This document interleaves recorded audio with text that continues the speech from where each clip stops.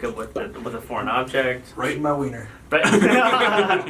Just the way we like it. Whoa. And welcome to Season 2, Episode 10 of the Just Hoops Show on Unbranded Sports. I'm your host, Shazet Malik. I'm in the studio with Mr. Mike Hook, Mr. I Ran About Cleveland Sports, It's a Lifestyle, and as always, Connor the Wizard Caligaris. And today, we're going to go straight into the wonderful trades, the Woj bombs, the nuclear bombs, the dummy bombs, all the different bombs in between. And we're going to analyze how it's going to affect the league moving forward. So, as we start, Mike, how are we feeling today? How are we feeling about these trades? I'm feeling pretty good, you know. A lot of trades. I was very busy posting about them. Mm-hmm. It was a fun time, yeah. It was an interesting trade deadline, to say the least. Mm-hmm. How about you, Connor? It's always like a pause before Connor speaks. And say, you're going to be like, well, Shazad. No, but keep going. Yeah. Well, I thought it was going to be quiet because these reports saying, it's going to be a quiet trade deadline. And then we had the 4-team trade, which we're going to get into in a few minutes. And then all of a sudden, like 12 o'clock, everyone's starting getting trades like, ooh. Yeah, that's right. It was crazy. I mean, it's entertaining for us and exciting for a reason we're going to get into in a minute. But want to start? So, first trade, we're going to start off with, let's go with the D'Angelo Russell trade. D'Angelo Russell was sent to Minnesota. Connor, do you want to pull up the exact ramifications of said deal that shook up the league? Yes, I do. So, the Minnesota Timberwolves, they traded former first overall pick, Andrew Wiggins, along with future 2021 first-round pick and 2022 second-round pick in exchange for D'Angelo Russell, Jordan Poole, and Omari Spellman from the Golden State Warriors. It was Jacob Evans. Jacob Evans. Mm-hmm. Oh, well, that's how little I know about the Golden State Warriors this season. Nobody knows anything about them this season. You could have, I bet, like, you could have just swapped out Jordan Poole and Jacob Evans, like, name-wise, and no one would have could, like, Yeah. and also, like, I mean, you also could have, like, really, like, swapped out, like, 3 different players' names, because they're, like, I think it was, like, Jordan Poole, Glenn Robinson the third, yeah, and D'Angelo Russell literally all looked the exact same. And outside of D'Angelo Russell, they all have kind of the same play styles. You know, like that's what Golden State. They're big G League. Yeah, exactly. Like G League. Yeah, that's exactly what I mean. G League scoring guard type of players. Now, I will say this about this trade. I'm gonna get into Steve Kerr had an interesting comment. I'm gonna get into around the association a little bit later on, but I like Andrew Wiggins more on this team than I like D'Angelo Russell on this team. I do too. Because he provides like a good height, and he's not a third starting caliber all-star guard. Yep. Because I didn't see Klay Thompson playing the 3 being a successful thing. He can play it, but his true position is shooting guard. That's where he should be. That's where he was. I don't want to say born to play, but I mean that's what he was raised to play. I mean, when you open up the NBA dictionary and you look for the definition of shooting guard, a picture of Klay Thompson appears. Yeah, definitely. He's built for the mold. He's a guy where he can shoot 60 or he can score for 50, 60 points off of like 10 dribbles or so. Yeah. It's not just like a once in a lifetime career opportunity. This is a consistent thing that we see with does a guy it like at Klay. least once a season. It always happens, and Klay more so. He's the efficient scoring guard. You see, he takes it to the rim. He's able to get the foul calls, and he's I want to say 90% from the front from the Somewhere strike. around there. I definitely in the 90s. There's no way it's less than 90. Let me check. Klay Thompson he's the perfect all-star caliber guard that you want on any ball club. And like you said, I think it would be a shame to see him play that 3 spot. That's why I think a guy like Andrew Wiggins fits perfectly. Go ahead, Mike. So first off, his career free throw percentage is 84.8%. Wow. But yeah, like Klay Thompson, there were a lot of people like have said this before, like Klay Thompson, even considering people like LeBron, Kevin Durant, Anthony Davis, Klay Thompson is the one person that can go on every single NBA team and make them better. That's very true. That is very true.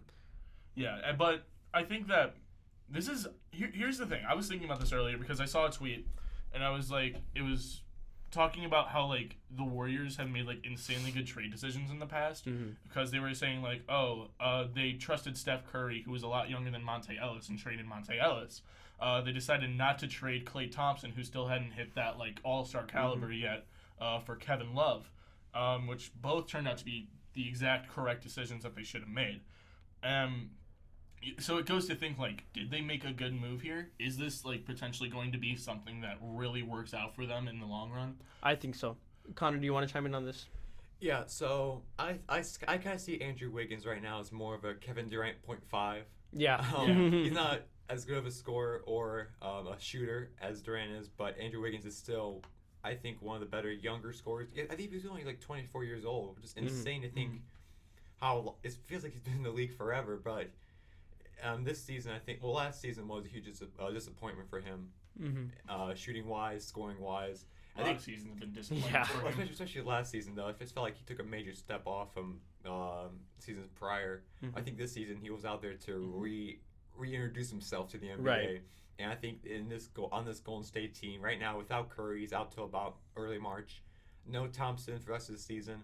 I'm thinking that Wiggins is going to solidify himself as he's going to be the number one scoring option right now. Yeah, he will be for sure. But I think that when Thompson and Curry get back, and for next season when the Warriors are going to be at full strength and they make more moves and whatever happens, I think that Wiggins is definitely going to solidify himself nicely in the starting five. And I think this is going to be a theme that we've seen in the past. We're going to continue to see of players that don't necessarily fit on one team, but when you slide them into that new opportunity, like with Eric Bledsoe going on to the Bucks, Dwight Howard on the Lakers, you're going to see this rejuvenated energy, this new play style, flashes of old. And not only is it going to improve them as players and as people, but it's going to kickstart the team in their championship pursuits. And I think that's exactly what the Warriors need. Mike, chime in. I think that's very accurate. But also, like, with Andrew Wiggins and needing, like, that career rejuvenation, I don't think there's a single better player in the entire league that can truly, like, push him to be as best as he can than Draymond Green.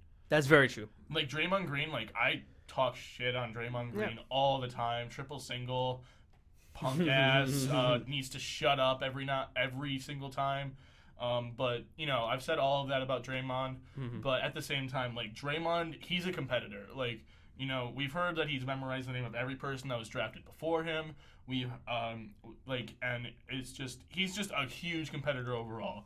Very vocal on the court, not afraid to defend his teammates, not afraid to push his teammates, and I think that that's really what Andrew Wiggins needed, because he kind of had it in Jimmy Butler for like half a season, but then obviously that didn't work out because he wanted out like literally 5 games into the 2017, 2018 season, I think, or one of those two. Last season. Oh, 2018, 2019, that's right. And Karl Anthony Towns, love Karl Anthony Towns, very talented player, does not have a competitive drive, and then the rest of Minnesota, other than Rocco, was just a bunch of scrubs. So I like Andrew Wiggins finally has that guy that's like, hey, be the best player that you can be, and I'm not going to be afraid to tell you that you're sucking right now. And I think the reason why Draymond Green is so good at that, and as compared to any other, like you said, he's the best person in the league to do that, is because he himself is not an all-star per se. Obviously, he's had the all-star accolades, but in all actuality, he is nowhere close to the all-star capability. He's, like you said, triple single. What he does is off the court. What he does is on the bench, in the locker room. That kind of intensity we've only seen before in guys like Dennis Rodman, Michael Jordan, right? And that's something that, like you said, is lacking in the league today. And I mean, we saw like it can go either way. With Kevin Durant, it contributed to him leaving. And there was some tweet about it today, like that Kevin Durant's been talking about. It's like, dude, move on. Like again, I don't want to diverge into that, but I'm just using it as an example that there's all these times where Draymond Green has been super rough and on his teammates, and sometimes it doesn't work out the way it wants to. But I think this is a perfect opportunity where Andrew Wiggins, by all accounts, has sucked his entire career, and this is his chance to just prove everyone wrong and to just hit the reset button. How often do players get the reset button? Not often, right? Isaiah Thomas, like, he's an example of like, he never got to hit the reset button. It was hit for him. We see that a lot with different players, like that become journeymen that get sucked up into the system, like Allen Iverson towards the end of his career. Like, they don't get to press that reset button; it's pressed for them.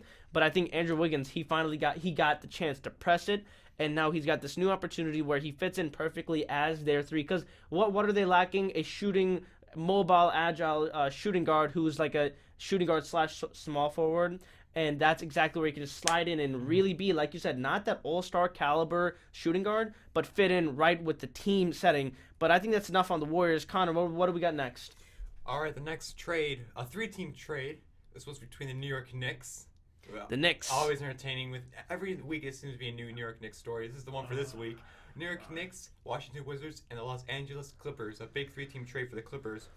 The Clippers receive Marcus Morris and Isaiah Thomas. Thomas Who got waived. will be waived. Right. So they received Marcus Morris.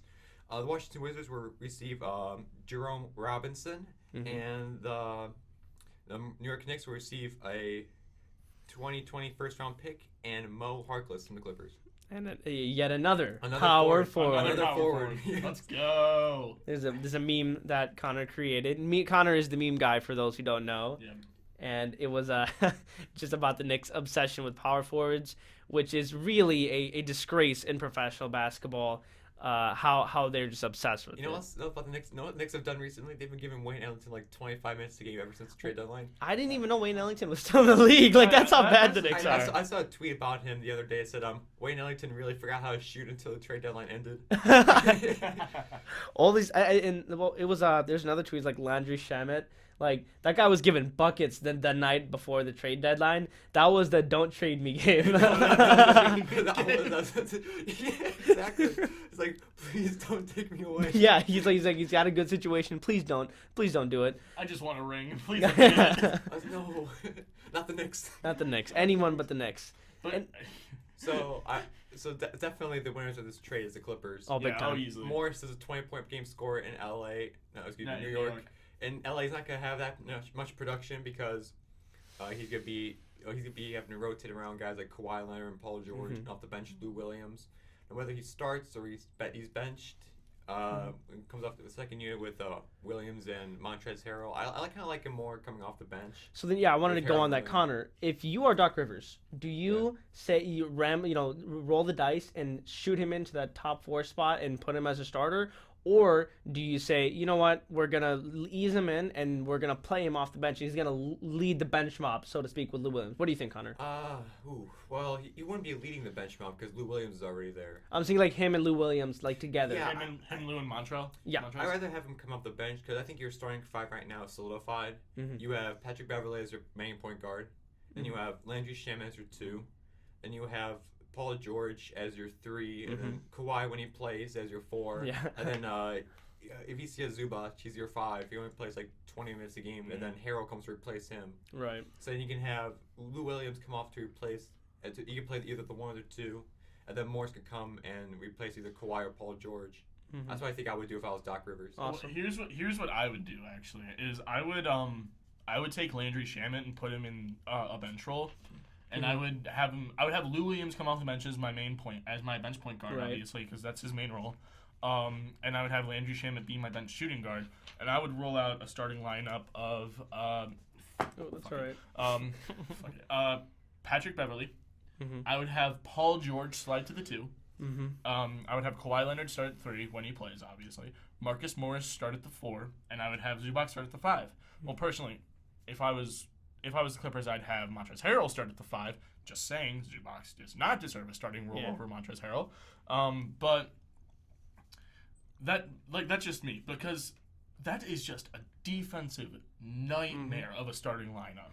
And the thing about basketball is it's mostly a mental game as well. Like, obviously you gotta make the shots, you gotta get the stops, get the boards, everything. But if you're in your opponent's head and you can really get in there and toy around with them a little bit, you are going to win every single game. And we talk about that a lot, that basketball and really athletics and sports as a whole is a mental game. It's a mental ball game. And the name of the game for the Clippers this season has been defense. Defense. Ever since they signed Paul George or traded for Paul George and signed Kawhi Leonard, everyone was saying point guards when they go up against the Clippers are going to be in for a night. Like Pat Bev, the worst, toughest, nastiest defender in the league, is going to be on you. They call for a switch. Paul George switches on you. Great defensive guard. Paul George switches off. The best two-way player in the league, Kawhi Leonard switches on you. It's like this game, right? And I think they've been playing this game, but they haven't been playing it right because of Kawhi Leonard's load management. So I think the bigger thing I want to ask you, Mike, and then Connor, you guys can sidebar on it, is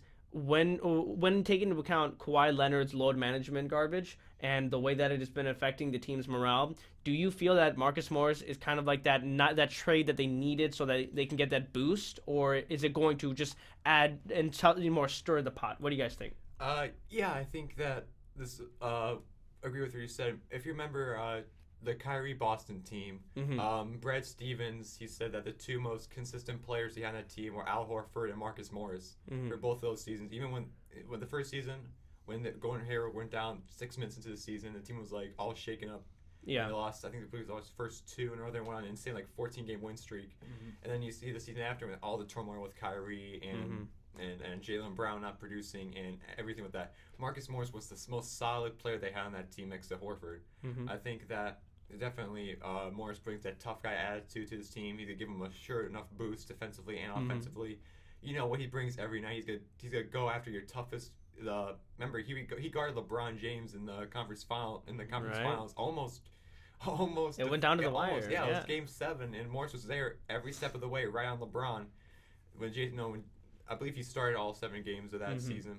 Excuse me, that playoff series. But I think Morris would definitely take the assignment of going up against the other team's best forward every single night. If Kawhi doesn't play, or if Kawhi does play and they do start Morris at the 4, like Mike was saying, I think that definitely Marcus Morris is not going to be afraid to take on anyone. I think that's what the Clippers need is they need someone who is a tough, fearless kind of defender. Fearless. Yeah, this guy, he's just ridiculous what he can do. There are games where he can drop 30 points at any given night. He's so gifted. He's so underrated as well. He's such a good, he's become such a great shooter for not just Boston, but for a New York team. And now on this Clippers team, it's going to be exciting to see what he's going to do for him. Yeah, that's the thing is that the Clippers, they have Lou Williams and Landry Shamet, and obviously Paul George is a great shooter as well. But that was kind of their shooting core, and that was it. Pat Bev really can't shoot that well. Kawhi, iffy from 3, still quality, but not as on the same level as Lou or Paul George or anybody like that. Obviously Zubac and Harrell can't really shoot from 3. Mo Harkless couldn't shoot from 3. They brought in somebody for Mo Harkless that's shooting 43% from 3. Yeah. So they're. And it wasn't 1 or 2 attempts. He's shooting 4 attempts a night at minimum. And so, it's a great trade and for that reason as well because they bring in shooting. And I wish they kept IT because it would have been more shooting if they actually played him. But, because I don't think they would have. But, just that whole shooting core now is really complete because the last thing you need is a true stretch 5. So if they were to go out in free agency next year and sign somebody, not exactly like Aaron Baines because I think he's still under contract, but someone along the lines of an Aaron Baines, just go to Boston because they love the bigs. Just bring in a bunch of Boston players. You got Marcus Morris. You can bring in Aaron Baines if he is a free agent. Enes Kanter, yeah. But so. The shooting was kind of a low spot for them, I would say, because they're focusing really on the mid-range game and driving to the hoop, and I think that this gives them a really solid drive and pass out option for Morris. And I think that's the best way we can kind of leave it as it is with this discussion because. We've talked about the Clippers. From day one, they've been known as a big contender, and there's been a lot of chinks in the armor, so to speak, with their performance and with Kawhi sitting out. It's all these different dynamics going around. We don't know. It could go either way, but I think this trade is really going to help boost them in the right direction. Any final thoughts before we move on? This was one last thing is this was really a trade scenario where it's somehow a team got somebody at the same position that's a million times better. Mo Harkless has had a terrible season this year. And the Knicks were dumb enough to take him. And the Knicks were dumb enough to take him. And I get it, you wanted started caliber talent. He's not starting caliber. But, it's just a case of, taking advantage of a bad situation in the Knicks, giving them a first-round pick, being we'll take your 20-point per I love how you score. phrase it, take advantage of a bad situation. Oh my God, it's a terrible situation. But that's pretty much that's how everyone looks at the Knicks when it comes to dealing, right? Yeah, it's a bad situation. Just take advantage of it. Speaking about taking advantage, this trade no one saw coming. Absolutely, we were floored by it. We were. Cavaliers somehow lift up. Did we just win? We did. From Endgame. More than 20 wins this season. We might break last season's 19-win season. I'm telling you, this is Endgame. #, whatever it takes. All right, here we go. Andre Drummond. We knew that he was gonna want out of Pistons. Detroit. But Detroit, I'm gonna read off this trade for you. I want to see if this makes sense to any of you. The Pistons trade Andre Drummond alone. The Cavaliers trade the ghost of Brandon Knight John Henson, and a future 2023 second-round pick. Okay, so we just gave you the details of this trade, right? And we didn't interrupt it or anything. So you cannot take this out of context. You can't say that we're giving you fake news. This is us telling you the truth. That being said, this was highway robbery. I'm sorry if I'm speaking a little loud, but it is highway robbery. There's no way in heaven or hell that this was able to happen. No, Hold on, Mike. here's the thing. Okay, Here's go the go thing. first. Yeah. No, I'm going first this time. No, here's the thing: is that I said it the very second that this trade was said. You guys can attest to this because I said it in our group chat. I said that if the Cavs can somehow manage to keep Andre Drummond for one full season at least, if not re-sign him next year as well, this is a dub of a trade. This is a complete highway robbery. And guess what came out the very next day after the trade deadline? A report that Andre Drummond will most definitely take his player option with the Cleveland Cavaliers and views them as a long-term option for himself. Which means, I've said this plan before, the Cavs, if Andre Drummond opted out of his option, needed to go after him in free agency, and they decided, you know what, screw it, we're going to get rid of Brandon Knight's trash ass, we're going to get rid of John Henson's contract, and we're going to go and get the best rebounding center in the entire NBA. So here's why I gotta applaud Kobe Altman. Here's why this trade works so great for the Cavaliers. They get an all-star center who's only 26 years old, and Andre Drummond, who has a player option on the jump on the trade deadline. Brian Windhurst, he had a good point saying that the Pistons were aware that Drummond's trade value was extremely low, and that he'll definitely I think he'll do what Chris Paul did and definitely buy into his player option. And you look at what the Cavs gave up for him. You gave up the expiring $15 million contract of Brandon Knight. You gave up John Henson, who's been absorbing Larry Nance Jr.'s minutes. And then you also give away a 2023 future second-round pick. The lesser pick, the Cavaliers had two picks. Their pick and Golden State's second-round pick. Both second-round picks. The Cavs' own second-round pick was more, I guess, higher in the second round. And they gave away the Golden State one, which is lower. And also, this is the second big trade in a row that Kobe Altman has made. We get to keep the Cavaliers' first-round pick for his upcoming draft.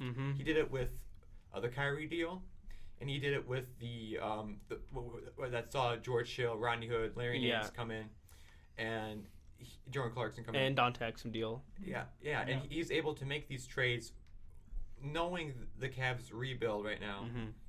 And that they can keep their pick. So if Drummond, I think Drummond should sign his contract because no one else is going to offer him that much money. No, no, the Cavs are going to be the only team that offers him anywhere near. I hate to interject, but this completely sets the bar so low for Andre Drummond. On the off chance that he decides to go into free agency, he's completely screwed. He's not going to get anything because look at how Detroit lowered his value. Again, I talked about this last week. This is an economics game, all right. The cost of this, or so like the market value for Andre Drummond is so low because of they're gonna reference like in free agency. Say Andre Drummond wants to sign with the Nets or the Lakers, whoever, and what they're gonna do is they're gonna reference his deal and say you got traded for a bag of chips and nothing. Like that's what we're gonna pay you. That is his new market value. Obviously, that's not what he brings to the court, but because of how Detroit treated him like that. That sets the bar so low for him, which is why we can take advantage of it. It's like, to your point, you got to trade Andre Drummond. It's like, you got to trade for a bag of chips, John Henson, and a second-round pick. Like, Thanks for referencing my tweet. Yes. I got you. Yeah, in case you guys didn't know, follow me on Twitter at Hooko207. Just saying. Right. I tweeted out, it's my actually most recent tweet. I tweeted a GIF of Andre Drummond milli rocking with the caption, my reaction to the Cavs trading for Andre Drummond for a half-empty bag of dill pickled chips and a Monopoly get out of jail free card. So that was so funny, dude. I gotta try and get myself clout. I mean, come on. All right. All right, so I want to get into this next trade because this one's a really interesting trade. So you guys have any more thoughts on Andre Drummond? Man, what? Please stay. Please. Please stay. One, stay. Two, Colby Altman, thank you. I never doubted you for 1 second. This shot the Cavs rebuild up. This shot down. It accelerated the timeline 5 years, bro. Yeah, it's really insane. did. All right, so go ahead. This next one was the night before the trade deadline. This one, Andre Iguodala, the Miami Heat won the Iggy sweepstakes. there's a 3-team trade. Another one. Here we go. Andre Iguodala goes to the Miami Heat in exchange for Dion Waiters, Justice Winslow, and James Johnson from the Memphis Grizzlies. Also joining Iguodala to the Heat are Solomon Hill and Jay Crowder. Mm-hmm. And then eventually the Minnesota Timberwolves got on the deal, and they traded Gorgie Jang to the Grizzlies for James Johnson. Here's why I like Minnesota getting in on this deal is they dropped Gorgie Gang, who I believe had like 1 to 2 more years left on his contract after this year. Two, and his contract's like $18 million a year. Yeah, It's so a ridiculous an contract. $18 million a year contract for Gorgie Jang. Instead, you get a $15 million contract in James Johnson that's expiring after this season. You now have $18 million in salary cap after this season, and that's so you can go out and sign some decent backup bench players. And you also got rid of Andrew Wiggins' max contract. You too. did. And I mean, D'Lo has a max. I think they have the same contract actually, or at least very similar. But now they're contract. actually getting their money's worth. But now they're actually getting a 20-point per game scorer instead of Andrew Wiggins. Yes. Maple Jordan. Maybe they called him that. Or no, that's what people were calling or like what RJ Barrett said people called it. He said that people called him Maple Mamba, and it was like a big Yeah. thing, like no one's ever called you that. Nobody ever called you that. I've But never people even- were actually calling Andrew Wiggins Maple Jordan. Yeah, that I remember. That's the Yeah, one yeah, thing. yeah, Is yeah. like it's. Oh, I hate that comparison. But anyways, no, fuck. What was I saying? Okay, but so now the Minnesota Timberwolves. This is one second. This is like a Marvel movie. There's one F bomb that you could drop. You just dropped it. All right. Okay. All right. I think I've dropped 3 already. No, this you know you episode. drop. I know. I keep track. You dropped one F bomb and a couple other swears, but there's only one F bomb, so we're good. All right, keep going. Keep Sweet. going. Okay, but thanks for keeping me in check. Of course. But so now the Timberwolves are able to go and sign bench players because their starting lineup isn't solid, but it's far from a championship contending team. Right. But you go out and you can sign some decent players to really help bolster your starting lineup, move a couple of your current starting pieces to the bench, so people like Josh Okogie and other players like that, and you can get a really solid team going. I think to chime in on my thoughts, I believe that the mainstream narrative right now is that the Heat won this trade and they won big. I don't agree with that because it's everyone's being conflated with the thought, oh, they got Iguodala. Like, okay, so what? They won the sweepstakes. Like you got this like aging veteran who hasn't played since the finals of last year, who's literally just been sitting around waiting for an opportunity to play for a contender. And you gave up a little bit, maybe that was. And again, time will tell whether it's more so. It's because this is a short-term opportunity, and the Timberwolves they got rid of all their contracts. Yep. I think I'm gonna disagree with you on that one. I think Miami won this trade. Here's Mhm. why: they got Dion Waiters off. That's true. Yeah, They that's got true. James Johnson wasn't playing. They got him gone. Mhm. They brought in Iguodala, who he hasn't played since Game 6, but I think that he provides another veteran. Because remember, you got Goran Dragic as your main veteran off your bench. Now you got another guy who can definitely help guys like. This is gonna be big for someone like Tyler Hero. You think about that, and Duncan yeah. Robinson. The guys And can Kendrick finally Nunn. like step up and get even bigger roles now. And then you also brought in a defender who could come off your bench in Jay Crowder. Mhm. He's a big time defender. And then you also got another veteran piece in Solomon Hill, who you would assume wouldn't get that many minutes because just how loaded this team is right now. Mhm. But think about it this way: I think this trade with the defensive players they brought in and how Iguodala saves everything until the playoffs. Yeah. I think this greatly enhances Miami's attack against Milwaukee. Mhm. This is gonna be, I think, it's gonna be one interesting Eastern Conference Finals between these two. Here's why I don't think that the Miami Heat won this trade though, is because like you said, you're getting an aging veteran, but you also signed him to an extension worth $15 million a year that you're gonna pay him until he's 38. Like I get it, like he's still a very talented Man, player. he's really getting up there. Holy cow. Yeah, I got to chime in real quick. Yeah. The second year of that deal is non-guaranteed. Oh, okay. So, Okay, so- the Heat can get rid of him if they want. It doesn't change everything, but it's still. Yeah, Mike, you want to finish up your Yeah. point? So, but at the same time, you also gave up so many expiring contracts because James Johnson and Dion Waiters, I believe, were both on expiring deals, and Justice Winslow was coming to the end of his deal as well. So you would have in like 1 or 2 years, which means that you could have gone out and had $30 million in free agency if you just waited. And I get it, you want on somebody like Andre Iguodala, but at the same time, you can go out and get somebody that's like Andre Iguodala, but is also 6 to 8 years younger than him. You. Yes, you. Welcome back to the Just Hoop Show on Unbranded Sports. I'm your host, Shazam Malik. And we're gonna jump straight into the most coveted segment of all time. The ladies love him. The ladies love him. The guys want to be him.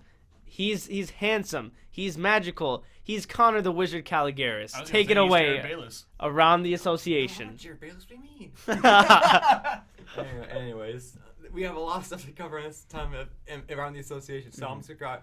Kevin Durant's been talking. Yes. He finally really opened up on the Matt Barnes podcast. I can't think of what it's called. But Kevin Durant he revealed everything. He talked about leaving Oklahoma City, leaving Golden State, and his infamous burner account. So I'm going to break it down real fast. I want your two reaction on it. Right. Kevin Durant, on why he left Oklahoma City Thunder, he said he didn't want to be the only guy to space the floor and hit threes. He said that everyone else was behind him on shooting, and he didn't want to show up every single night to just pick up the slack for everybody. And I think about it this way. To me, he's basically saying that he didn't want to show up to come to work and do his role. Because you think about how well-structured that team was.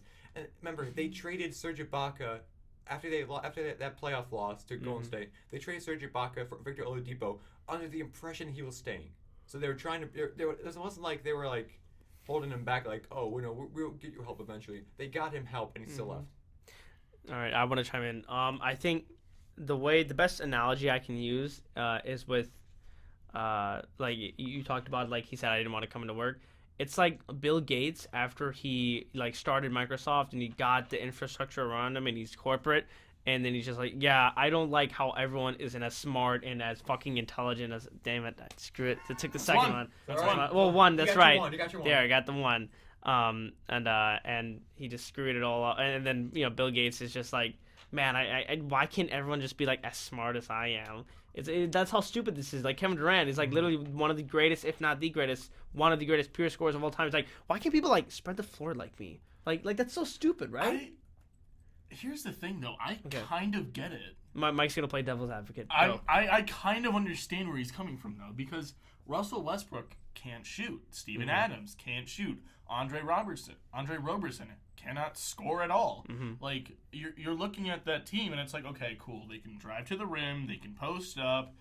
They can shoot the mid-range jumper. Andre Roberson's just kind of there in the corner, just kind of he's just there. But you're looking at that team and you're like, okay, he's not wrong. Like, because nobody on that team could shoot. Like he was the only one that was, I think, above 30%. Russell Westbrook was probably a little bit above 30%, but he was really the only one there that could shoot 40% from three at the very minimum. And that could get annoying, because you see what's working in the NBA at that point in time. You see the Warriors are starting to take over. You see the Cavs are starting to take over with 3-point shooting. James Harden is dropping 36 a night by shooting 18, 23s in a game.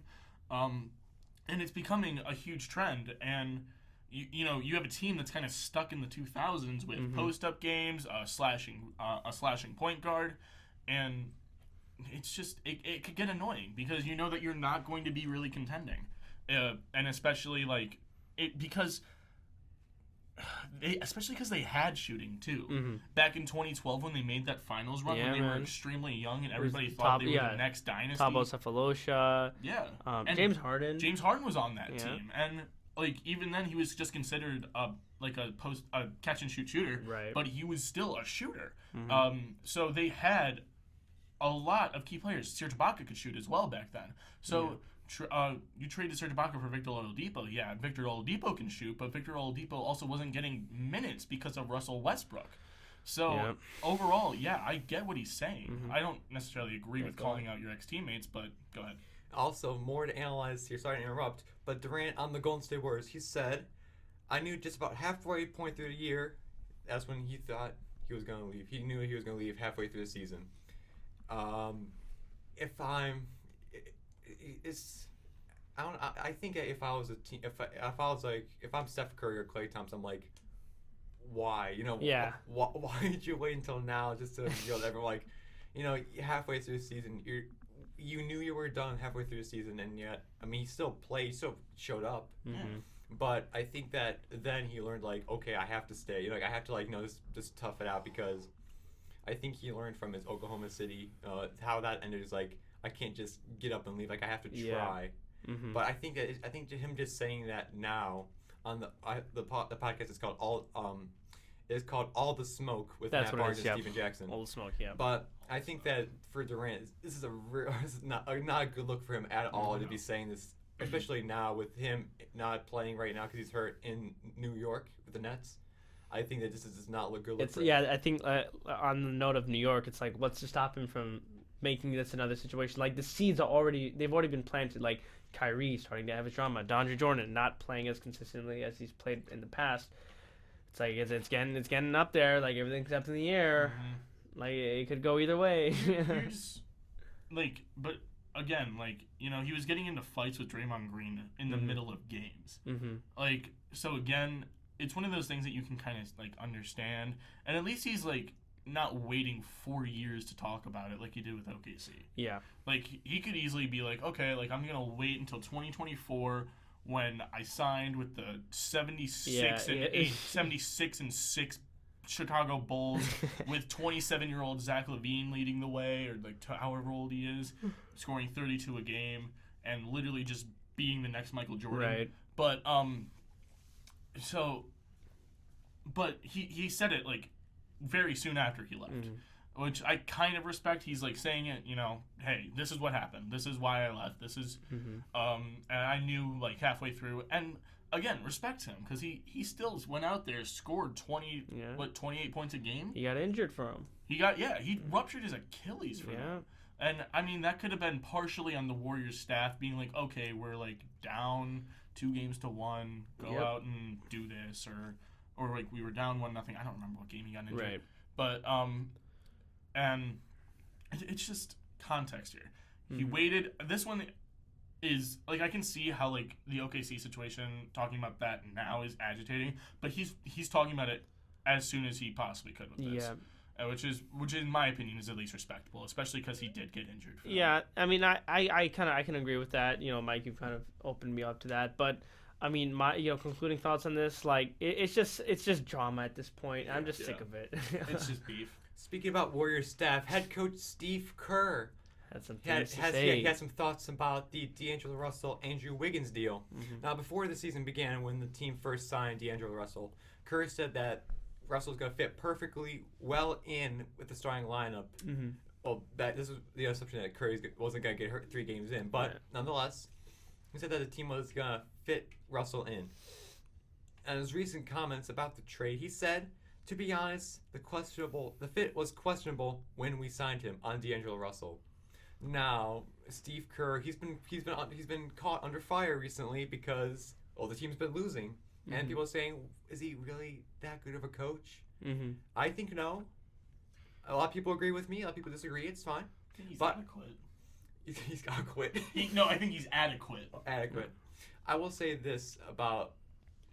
I think to me, when they first signed him, the fit was questionable when they first signed him.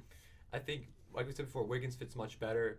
But to Kerr, I think him saying one thing and then saying another as a coach of your team who's supposed to set an example for your players, it's like, what are you talking about? Like, it's like, why are you saying these things when they're obviously, contradictory? So, I think this puts Steve Kerr in a bad light. Oh yeah, to your point, I mean, it's flip flop scenario. That's what we're at. We've seen it in the past. I mean, LeBron's like entire past 5 years has been flip flop. Like, 1 minute he loves the Cavs, the other minute he hates Tyronn Lue, wants him out. And then over here with Lakers, he's like, I respect Luke Walton. I think he's a great coach. And then like the next he wants him out. And now we're seeing it with Steve Kerr, because I think the one thing is fragility and losing and getting to that, like I said, that position of being fragile. It can kind of change your perspective on things. But also here's the thing, like, with Tyronn Lue and Luke Walton, like, Tyronn Lue proven to be a terrible coach. Yeah. Like, he was not good with that LeBron-less Cavs. It was the same team except LeBron, and they went to the finals with LeBron, and then they were a lottery team without him. So, yeah, you can tell that Tyronn Lue wasn't a good coach. Luke Walton, everybody knew he was a bad coach. Like, it wasn't even, like, hidden behind LeBron. Like, he missed the playoffs even with LeBron. And so, like, it's the same thing here, where everyone knew it wasn't a good fit. It kind of blindsided us all, and it was not going to work. And instead, like, people try to say something that it's not in the beginning, and then they flip flop. Same thing here. Is like in the beginning we knew LeBron is a coach killer. Tom Riddler's a bad coach. It's not gonna work. Same thing with Luke Walton. And he's like, no, I trust Luke. I respect Luke. I'm gonna let them run this team. No, he and doesn't. it just flip flopped towards the end of the season where he's just talking so much garbage. Like he got so talkative towards I the think the end. thing about with Steve Kerr is that he's not used to losing. You think about it this way: a Chicago who's win with Michael Jordan, coaching his team, Steph Curry, Kevin Durant, Draymond Green, Klay Thompson, those are his core. And now that they're losing and that doesn't have that winning, attitude or spirit anymore, it's like, this is who Steve Kerr really is. Like, this is where he has to show everyone that he's a great coach, and he's not. Yeah. Like he won 2 rings with the Spurs and 3 rings with the Bulls, right? Mm-hmm. I believe so. So like you can tell he's been in some very winning cultures. He's been coached by, God, what's his name? Phil Jackson. Greg Popovich, 2 of the most winning coaches. You can tell like he has good teachers. I don't think that he's a bad coach. But I don't think That he's a coach that we all thought. Yes, I agree with that. Like that's my thought on it. Is like he had an amazing team to lead, and he didn't really have to lead them that hard because they knew how to play and they knew how to play with each other. And credit to the Warriors front office for building that team because that like again, somehow drafting players year after year that somehow know how to play with each other to a T is a very hard thing to do, and it's so impressive that they did that. But I think that Steve Kerr was also the right coach. I just don't think that he's a good enough coach to lead a questionable team to a good playoff. I credit the Warriors' success to the management and the ownership. I do no too. one else because It's all front office. Yeah, they put Mark Jackson in there. Wonderful coach, wonderful system, influencing the basketball culture as a whole. They assembled this team, like you said, making the right draft picks, making the right trades, signings, and all these things that come with it. This was all done from the management and the ownership that had this vision of creating a dynasty, a three-point shooting, culture-defining, shit-talking dynasty. That's what they created. And to their credit, they won. They won big. And this coming year, they're going to shock everyone and put everyone back in their place and show that Golden State reigns supreme and that this is the Bay and this is how we roll. And I think just right now they're going through those pains. And finally, Steve Kerr is being exposed for the fraudulent coach he is. I think that I'm going to call a bet right now. If they get the first overall pick and take James Wiseman Wiseman's probably going to win a ring in his first season. He's going to be a rookie champion. James Wiseman or like Melo, LaMelo Ball. No, I don't want them to draft LaMelo. I honestly don't. I don't want to see any of the Ball family anywhere near professional basketball just because they have such an adverse effect. LaMelo is the only one that I want to see. Yeah. Because LaMelo is the most talented and he's the most separated from LeBron. And the most versatile. Like he's like 6'6" now. He's a 6'6", 6'7" point guard. And he's killing it. All right. So, any more thoughts on Steve Kerr? No, screw Steve Kerr. Okay. The Hornets have been cleaning house. They have bought out 2 former second overall picks in their respective draft classes. What house do they have to clean though? You know what I mean? That's how bad the home. Hornets are. They're cleaning out the mobile home. Marvin Williams and Michael Kidd-Gilchrist both have been brought out by the Charlotte Hornets. Williams has already committed to be signing with the Milwaukee Bucks. Williams is a career 10-point game scorer and career 36% three-point shooter. He's joining a loaded Milwaukee team. He's perfect. How do you have a 0.0 PER? Oh, he just got waived. Oh, now I guess he just got waived. Right, They're not on a team right now. That's why on the ESPN official website it's 12%. And Michael Kidd-Gilchrist, he has been reportedly interested in selling with the Dallas Mavericks. Now, I remember there's an interview with Kemba Walker, who's on Boston now. Because Kemba has been trying to recruit Marvin Williams to join Boston, who having a really nice fit for that Boston team. And you can see like he was in an interview just like, "You're serious?" They told him the breaking news, but so Williams, he's chasing for the ring, and Michael Kidd-Gilchrist, he's trying to find a bigger role on this Dallas bench, allegedly. So I want to focus on Williams real fast, because what you have to get this way. The team's already loaded with guys like Ersan Ilyasova down low, and you got shooters. You got Kyle Korver's your shooter, Dante DiVincenzo, George Hill. So where does Williams fit in? Nowhere. He's gonna be a bench player. Like, he's going to be a reserve. I don't think that he really gets any minutes other than in like blowout time. And he's gonna be like Jeremy Lin on the Raptors last year, getting 1 to 2 minutes a game at most, and scoring. Getting maybe 1 or 2 points in a game, and then just kind of leaving it at that. And, Going out and getting a ring. winning the ring and then moving to China. Yeah, which is you said Michael Kidd-Gilchrist was going to the Mavericks most likely. Reportedly, yes. Yeah. Reportedly, okay.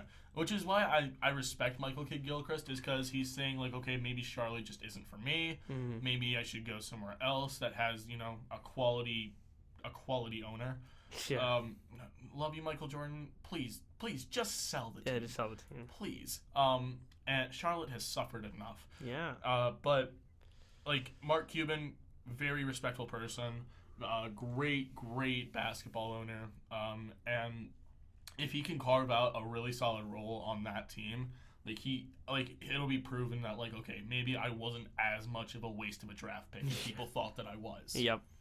So my Mountain Dew's just about out, so that means we're getting to our last story with Round the Association. The controversial ending to the Jazz-Blazers game. NBA Twitter was roasting the referees for this one. Referees admitted that they missed a goaltend in the final seconds of the game. Damian Lillard put up a shot, and Gobert goaltended, but the call was missed, and the Jazz went on to win the game. Lillard was furious with the referees after the game, saying that this team, the Blazers, are a playoff team trying to get into a playoff spot, and every loss hurts. But this one they were robbed. And the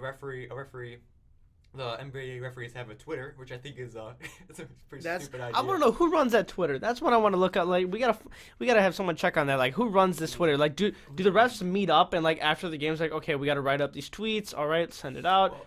Well, they probably have like a PR person. A referee on the Twitter account responded saying that yes, we made a mistake and that the goal should have been called and that the game should have been won by the Blazers. And Lillard responded saying that I'm not trying to hear that. I'm trying to win.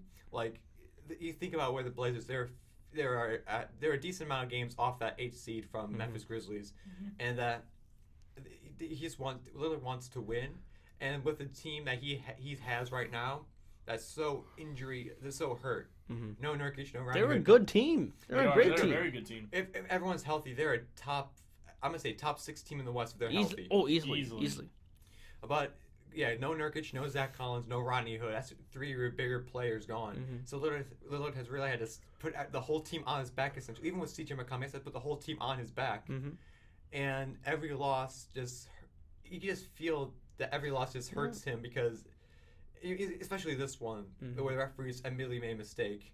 So, Lillard, I believe reports saying Lillard will not be fined for his comments, which is kind of shocking when you think about it. Nice. But does something need to be done? Maybe people say maybe get a 4th referee and experiment, which that's not going to do anything. No. I'm thinking that maybe what they can do is they instituted that the coach's challenge call, which has barely been used throughout the season.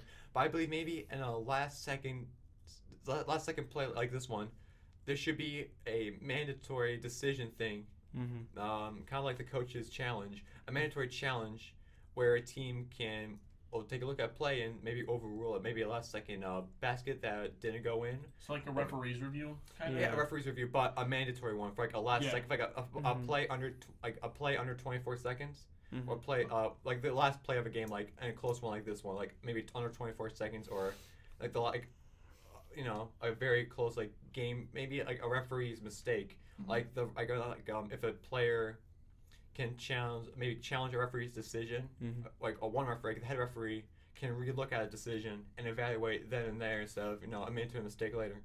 That's kind of what's wrong with basketball right now. Is they instituted the challenges, but you still, unless you don't have if you don't have a challenge, you have to convince the refs, hey, look at this play. It's like baseball back in the 2000s. It's they almost never reviewed anything unless everybody on the team was screaming about it and was demanding it. And even then, it was really only Damian Lillard that was screaming about it. Yep. It's just it's the same dance to a different tune. We have seen this multiple times, and I'm sick of it at this point. I'm tired. I just want to see a competitive, fair ball game.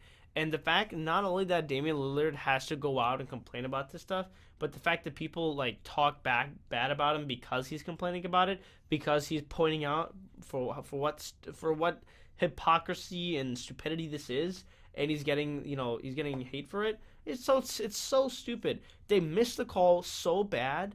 And on top of that, they do this. It's like a sting. It's like it stings more. Like they release a statement and blah blah blah. It's like that doesn't help them at all. There has to be some kind of steps taken towards real, actual change. And the NBA thus far has not done it. They add another ref, or they do this and they do that. The challenges, like it's none of his work. I think to answer your question, Connor, what they need to do is they need to make the refs do their actual jobs. That's all they need to do. I saw another point that was pointed out to me while I was looking at I was scrolling around. I was looking at something where maybe what the NBA could do is if there was a controversial ending like this, right then and there on the court, redo the final play. Yeah. See, I would be fine with that because at least it's like you could level the playing field. Yeah. In some way. Yeah, like on a goaltend miss, like this one, or like a foul, or whatever the case may be.